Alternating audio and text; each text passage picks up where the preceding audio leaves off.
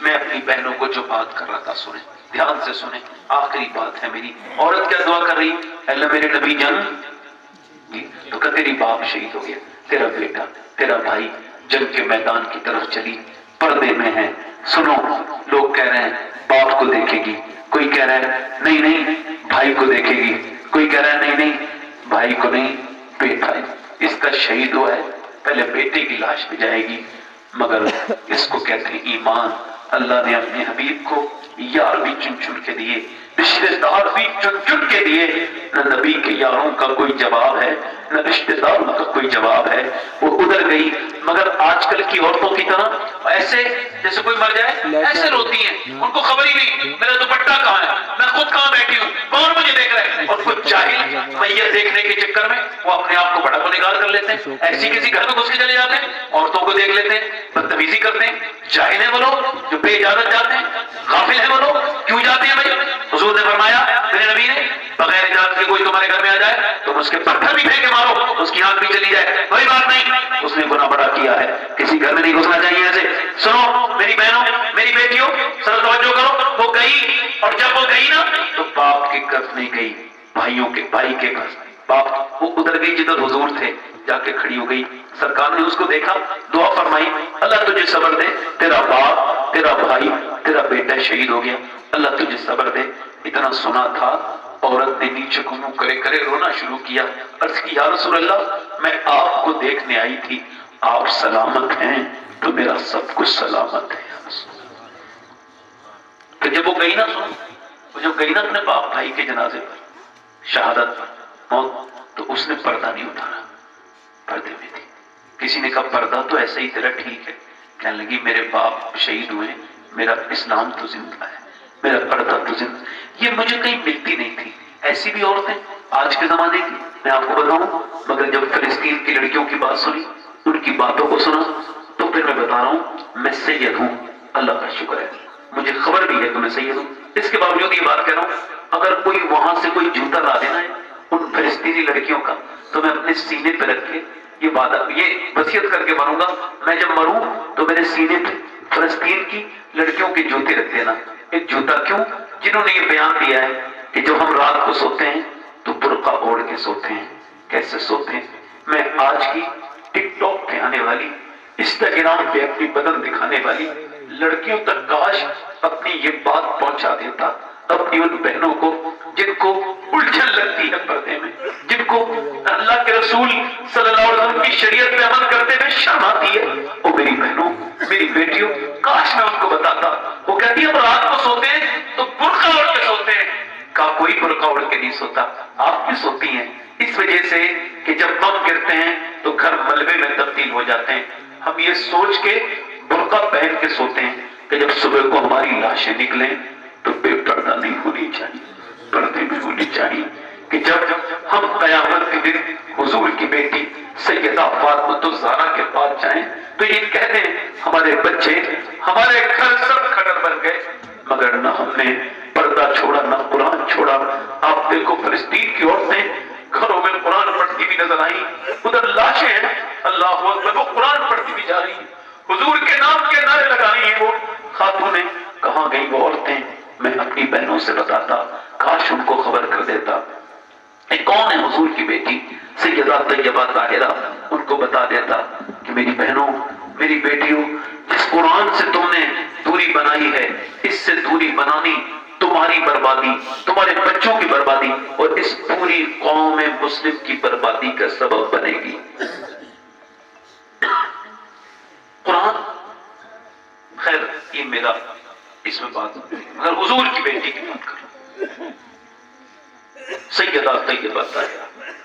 ایک دن حضور کی بیٹی آ رہی ہے، میری بہنیں سنیں، ہم عائشہ صدیقہ نے عرض کی حضور آپ کی بیٹی آ رہی ہے۔ حضور اٹھ کے کھڑے ہو گئے، تو چادر تھی، چادر اس میں کچھ بنا ہوا تھا، تو حضور نے پوچھا کیا لائی ہے میری بیٹی؟ فاطمہ عرض کرتی ابا، ایک کھولا، یہ روٹی ہے، لیجیے۔ حضور نے ایک روٹی کا لقمہ منہ میں کیا اور پھر حضور کی آنکھوں میں آنسو آئے۔ عرض کی ابا کیوں؟ کیا میرے ابا کو؟ کہ فاطمہ کوئی بات نہیں، بس 5 دن کے بعد پہلا لقمہ تیرے باپ کے منہ میں کیا ہے؟ کہ ابا آپ کھا لیجئے میرے ابا، میرے گھر میں علی چون آئے تھے، میں نے خود نہیں کھایا، علی کو حسن حسین کو کھلا دیا. میں نے سوچا ابا کے پاس جاؤں گی, پہلے ابا کھائیں گے پھر فاطمہ کھائیں گی. حضور کے وصال کے بعد 6 مہینے تک دنیا میں رہی مگر مسکرائی نہیں. 26-27 سال کی عمر گزری, بس اتنی, اس سے زیادہ نہیں. مسکرائی کبھی نہیں.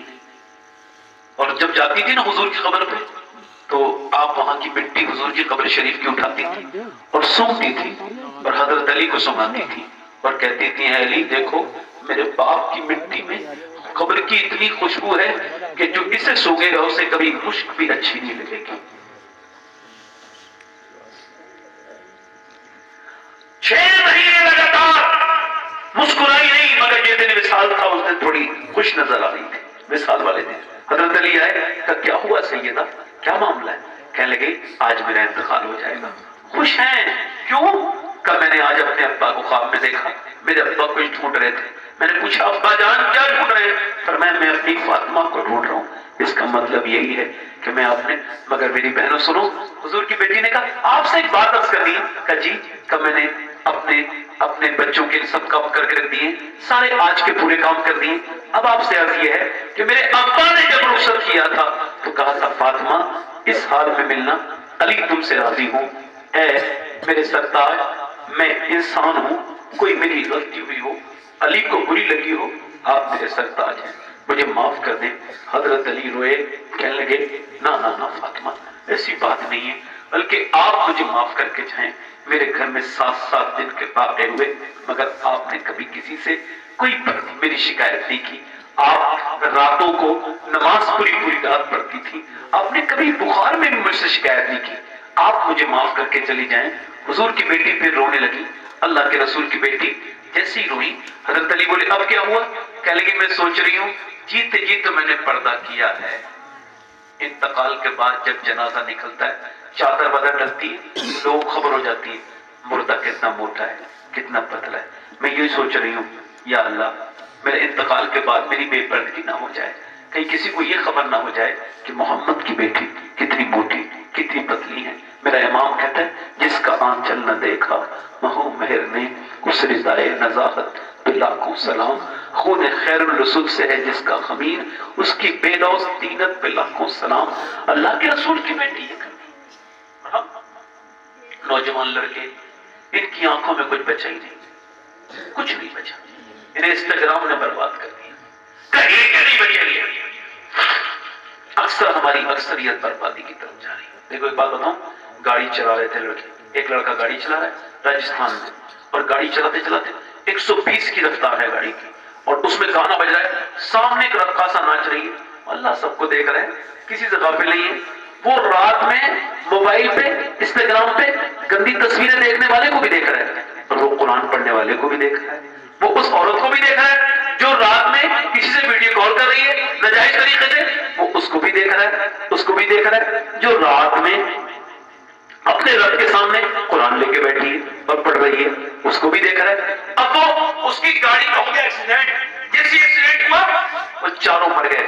اب مائیں 4 ہیں, پورا دن ہو گیا روتے روتے. اب وہ کہہ رہی کب آئے گا, ہمارے بیٹے کی لاش کب آئے گی؟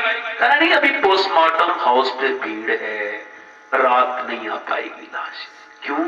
کہ اس نے کہہ دیا ابھی ہمارے پاس وقت نہیں, وہ بند کر کے چلے گئے, صبح آئیں گے. میرے یہاں سے 27-28 کلومیٹر دور ہے پوسٹ مارٹم ہاؤس. میں کبھی کبھی اپنے دل کو ٹھیک کرنے کے لیے وہاں جاتا ہوں. میرے شیخ غوث اعظم نے فرمایا موت کا ذکر نفس کی ہر بیماری کا علاج ہے. موت کا ذکر اب وہ لائن میں لگے ہیں, لوگ پوری رات لائن میں لگے ہیں, بڑے تکبر گھمنڈی لوگ, ناک میں مکھی چل رہی ہیں, پورے دن ہو گیا کوئی رو ہی نہیں رہے, کوئی کسے کب تک روئے گا, ماں بھی تھک گئی روتے روتے, سب تک گئے. اب صبح کو وہ کیا کرتے ہیں کہ پہلے اس کو چھینی سے کاٹتے تھے, اب ایسا نہیں کرتے ہیں. اب وہ عورت بھی پڑی ہے جو خودکشی کر کے آئی ہے, جو مری موت, اب وہ بہنا بالکل سامنے پڑی ہے, مرد بھی عورتیں بھی بالکل بہنا. اب اوپر سے اس نے یہ کاٹا تو اب کیلنڈر سے کاٹتے ہیں جس سے لکڑی کرتی, ایسے کاٹا پورا بھیجا نکالا. اس کے بعد پھر یہاں سے انہوں نے اس کو چیر دیا، مرد عورت جو بھی ہے پورا چیرا، جو بھی ان کو آرگن نکالنا ہے نکالا، اور پھر اس موٹی موٹی ایسے کر کے انہوں نے الٹے سیدھے ٹانکے اس پہ ایسے لگائے، اللہ اکبر، ایسے ٹانکے لگائے پورے، لگانے کے بعد پورا ایسے کر کے اور رکھ دیا۔ میں نے 2 لوگوں کو اپنی زندگی میں ایسے غسل دیا ہے جن کا پوسٹ مارٹم ہو گیا ہے، مجھے آج بھی یاد ہے۔ وہ دونوں ایک ہی ماں کے لڑکے تھے، ایک کی 17 سال عمر، ایک کی تقریباً 18-19 سال عمر، دونوں اتنی بڑے، ایک ہی ماں کے بیٹے تھے، اور ان کی کھوپڑیاں ٹھیک سے سی نہیں تھی انہوں نے۔ میرے نبی فرماتے ہیں جب مردے کا ہاتھ پکڑتا ہے غسال تو مردہ کہتا ہے آرام سے اٹھا، تیرے اٹھانے سے بڑی تکلیف ہوتی ہے، جب چلتے جنازہ لے کے تو میت کہتی آرام سے، ذرا آرام سے، آرام سے چلو۔ مجھے بتاؤ کہ پوسٹ مارٹم میں کتنی تکلیف ہوتی ہوگی۔ نوجوانوں، تم کو ڈر نہیں لگتا جو جس حال میں مرے گا اسی حال میں اٹھایا جائے گا؟ تم کو خوف نہیں لگتا؟ سوچتے نہیں؟ دعا کیا کرو، اے اللہ پوسٹ مارٹم کی موت سے بچا، اے اللہ اپنے کرم سے نیک موت دے۔ یہ آنکھوں کا زنا ہے، آنکھوں سے دیکھنا، اس کو اپنی آنکھوں کو پاک کرو۔ ایک عورت موسیٰ علیہ السلام کے زمانے میں ایک آدمی کے پاس آئی، کہنے لگی مجھے اللہ کے نام پہ کوئی دے دے، میرے بچے بڑے بھوکے ہیں۔ اس نے کہا میں تو ہر رات ایک عورت نہیں چاہتا ہوں، تو رات کو آ جانا، میں اس کے علاوہ تجھے بلا لے آؤں گا، تجھے پیسے دے دوں گا۔ اس نے کہا میں اپنا جسم نہیں بیچنے آئی۔ چلی گئی، واپس جب چلی گئی دوسرے دن وہ پھر آئی، اس کے بچے رو رہے تھے، آ کے بولی میرے بچے بے ہوش ہو جائیں گے، تو مجھے کچھ دے دے، رات کو آ جاؤں گی، جو تیرا دل چاہے کر لینا۔ چلی گئی، آئی، بچوں کو کھانا وانا کھلا کے، رات میں کمرہ بند ہے، یہ لیٹ گئی۔ وہ زنا کرنے کے لیے قریب پہنچا، تو روز زنا کرتا تھا، اس کو کس بات کا ڈر؟ آگے بڑھا، اس لڑکی کے ہاتھ لگانے والا تھا، وہ کانپنے لگی، جیسی اس کا ہاتھ ٹچ ہوا ویسی اس کے موٹے موٹے آنسو پٹ سے نکلنے لگے، اور وہ بالکل جو ہے وہ بالکل ایسی کیفیت سے رونے لگی۔ کہا تو کیوں روتی ہے؟ پیسے نہیں ملے؟ کہا پیسے سب کچھ تھوڑی ہوتے ہیں، ایمان بھی کچھ ہوتا ہے۔ کہا کیا مطلب؟ کہ جب میں رات کو سجدے کرتی ہوں تب بھی اللہ دیکھتا ہے، اور جب میں اپنا جسم بیچ رہی ہوں تب بھی میرا رب دیکھتا ہے۔ اس سے یہی کہتی ہوں میرے مالک تیری طرف پلٹ کے جانا، میرے کریم تو گواہ ہے اس بات پر کہ تیری بندی نے کبھی برا کام زنا نہیں کیا۔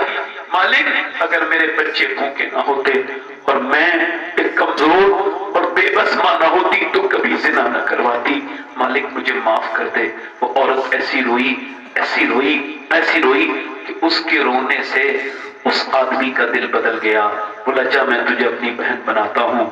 وہ تو چلی گئی۔ جب وہ چلی گئی اور وہ رات کو رو کے بولا مالک ایک دن آئی تھی، ہاتھ تک نہیں لگایا، اور میں نے تو کتنی عزتیں لوٹی ہیں، میرے جیسا کوئی خطا کار نہیں۔ رو رو کے وہ رات کو سو گیا۔ صبح کو جب دروازہ کھلا، اللہ اکبر، تو سامنے حضرت موسیٰ علیہ السلام تھے۔ کہنے لگے آپ کون؟ کہ اللہ نے تجھے سلام بھیجا ہے، میرا نام موسیٰ ہے۔ کہنے لگے موسیٰ کوئی آپ غلط راستے پہ آئے ہو، یہ تو اس علاقے کے سب سے گنہگار انسان کا گھر ہے، میں تو عزتیں لوٹنے کا کام کرتا ہوں، مجھے اللہ سلام نہیں کہے گا۔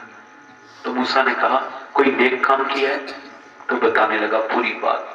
کہا کتنا رویا تو رات؟ کہ اس عورت کو چھوڑ کے میں اتنا رویا کہ میرے گال پورا بھیگ گیا تھا روتے روتے۔ موسیٰ نے کہا اللہ نے مجھے بھیجا ہے اور کہا ہے میرے بندے سے کہنا، اے موسیٰ میرے بندے سے کہنا اس کے آنسو اس کے رب نے قبول کر لیے اور اس کو معاف کر دیا، اس کے سامنے رویا کرو۔ میری بہنیں بھی، میری بیٹیاں بھی، اور آپ بھی اپنی زندگیوں کو تبدیل کریں۔